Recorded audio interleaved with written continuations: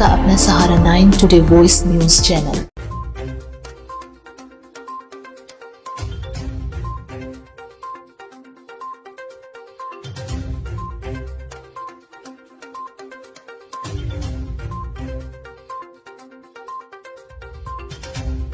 आगरा।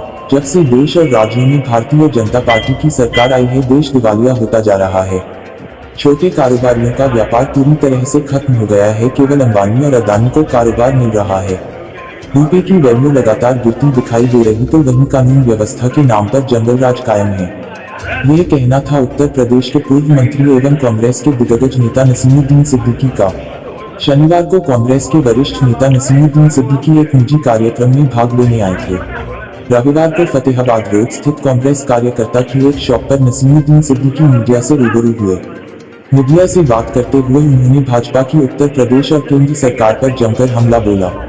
उन्होंने दो टूक शब्दों में कहा कि देश की आर्थिक स्थिति खराब हो रही है, जो प्रतिदिन गिरता चला जा रहा है, लेकिन मोदी सरकार को भी कह रहे हैं कि देश की आर्थिक व्यवस्था सुधारू है या नहीं। किस तरह से साफ झूठ बोला जा रहा है, यह तो आम जनता साफ दिख रही है और इसका खामियाजा मोदी सरकार को आने वाले चुनाव में उठाना पड़ेगा।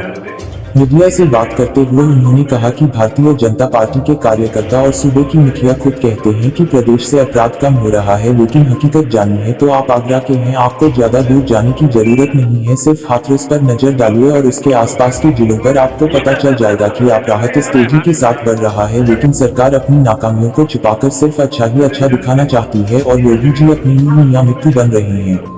मीडिया से वार्ता करते हुए कांग्रेस के वरिष्ठ नेता नसीमुद्दीन सिद्दीकी ने उन लोगों पर भी हमला बोला जो राहुल गांधी की भारत जोड़ो यात्रा पर सवाल उठा रहे हैं। उनका कहना है कि देश में जाति और धर्म के नाम पर सांप्रदायिकता फैलाई जा रही है। राहुल गांधी पूरे देश को एक करने और एक सूत्र में पिरोने के लिए 3600 किलोमीटर की यात्रा पैदल कर रहे हैं। अगर भारतीय जनता पार्टी को दिक्कत है तो वह है राहुल गांधी को जवाब देने के लिए 7200 किलोमीटर की यात्रा क्यों नहीं करते, उन्हें भी यात्रा करनी चाहिए। नसीमुद्दीन सिद्दीकी ने कहा कि योगी सरकार कह रही है कि प्रदेश में विकास तेजी के साथ हो रहा है, लेकिन विकास तो कहीं दिखाई नहीं देता। जो कदम आप पैदल चले तो सड़कों और गलियों में सिर्फ गड्ढे ही गड्ढे नजर आएंगे। ऐसा लगता है कि योगी सरकार का विकास सड़कों में गड्ढे ही रह गया है और यह एक ऐसा विकास है जो लोगों के शरीर को नुकसान पहुंचा रहा है। नसीमुद्दीन सिद्दीकी ने वार्ता करते हुए कहा कि लोग कांग्रेस के अध्यक्ष पद पर सवाल खड़े कर रहे हैं। भारतीय जनता पार्टी के लोगों को जैसे यह आदत पड़ गई है, अगर सर्वसम्मति से अध्यक्ष चुन लिया जाता तो भाजपा कहते कि पार्टी में परिवारवाद चला है। जब निष्पक्ष तरीके से चुनाव कराए जा रहे हैं तो उस पर भी अब भारतीय जनता पार्टी उंगली उठा रही है। ऐसा लगता है कि भारतीय जनता पार्टी की कथनी और करनी दोनों में अंतर है। आगरा से परवेज खान की रिपोर्ट। नगर निकाय चुनाव में कांग्रेस को कहां पर? देखिए, जब तक आ नहीं जाते तब तक मैं आपकी इस बात से सहमत नहीं हूं कि नगर निकाय चुनाव आ चुके हैं। आप ये कह सकते हैं कि ड्यू डेट नजदीक है। मैं प्रदेश चुनाव आयोग को कहूं या उत्तर प्रदेश सरकार को कहूं, क्या 5 साल पहले से लेके आज तक नहीं मालूम था कि ये ड्यू डेट है चुनाव की? आप उदासीन रहे और जब चुनाव की तिथि नजदीक आ गई तो आपको परसीमन की सूझी है। आप नए स्तर से परसीमन करा रहे हैं।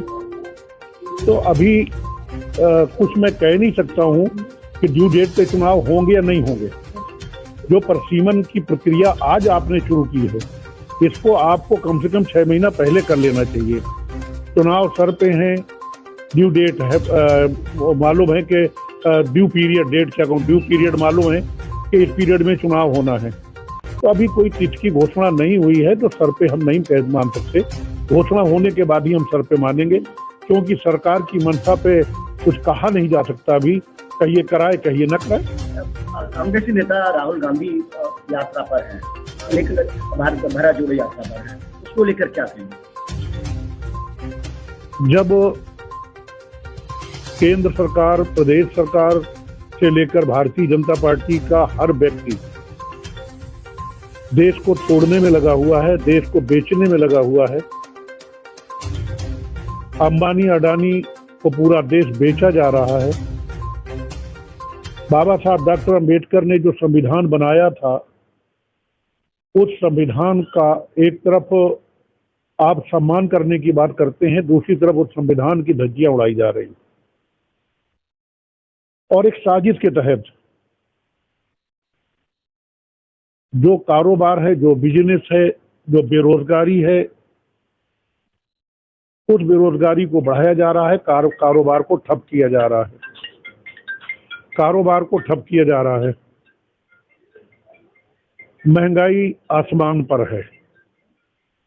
आज एक साजिश के तहत कभी ये संविधान रिव्यू की बात करते थे, उसका विरोध हुआ। संविधान अगर रिव्यू नहीं कर सकते तो इन्होंने संविधान के तहत जो schedule caste, schedule tribe, OBC को रिजर्वेशन मिला है, उस रिजर्वेशन को खत्म नहीं कर सकते तो दूसरा रास्ता निकाल लिया कि रिजर्वेशन कैसे खत्म किया जाए। हर विभाग को आप निजी क्षेत्र में दे रहे हैं, प्राइवेटाइजेशन कर रहे हैं, अंबानी अडानी को सब बेचे दे रहे हैं आप।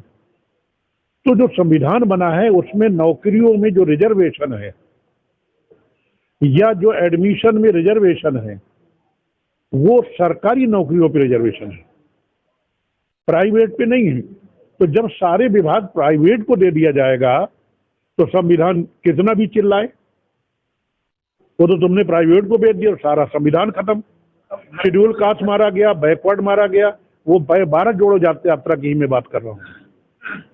या तो संक्षेप में मैं कह दूं कि संविधान की धज्जियां उड़ाई जा रही हैं, बेरोजगारी पैदा की जा रही है, बेरोजगार युवक युवतियां घूमते फिर रहे हैं, महंगाई चरम सीमा पर है, पेट्रोल कहाँ है, डीजल कहाँ है, रसोई गैस कहाँ है। एक मंत्री जो आज हैं, लगभग 8 साल हो गए उनको, थोड़ा सा कांग्रेस के टाइम पे गैस का रेट बढ़ा था तो वो चूड़ियां और जाने क्या भेज रही थी। आज कहाँ हैं आप? प्रधानमंत्री ने एक बार नहीं 10 बार, जब तक प्रधानमंत्री श्री मोदी नहीं बने तब तक उन्होंने कहा कि डीजल पेट्रोल के रेट बढ़ रहे हैं। आप हैं कहाँ? किसान मारा जा रहा है, 1 साल तक किसान बॉर्डर पे बैठा रहा। भाजपा के लिए